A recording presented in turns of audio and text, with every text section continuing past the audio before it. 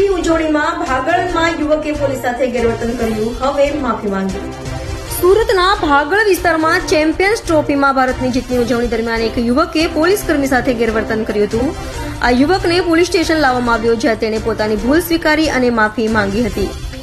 યુવકે જણાવ્યું કે ઉજવણીના જોશમાં તેનાથી ભૂલ થઈ ગઈ। તેણે લોકોને અપીલ કરી કે પોલીસની કામગીરીમાં દખલ ન કરવી અને ગેરવર્તનથી બચવું।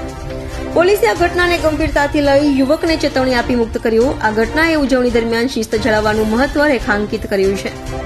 સ્થાનિકોએ પણ પોલીસના સંયમની પ્રશંસા કરી, પરંતુ ભવિષ્યમાં આવી ઘટનાઓ ન બને તે માટે સાવચેતી રાખવા જણાવ્યું।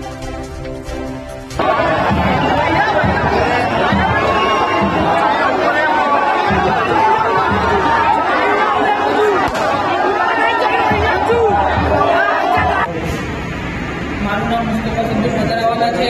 ગઈકાલે આપણે ઇન્ડિયાની મેચ હતી તો હું રાતે ભાગળ પહોંચ્યો હતો। હું બહુ જોશમાં આવીને પોલીસવાળા સાથે ગમે તેમ વાત કરી હતી।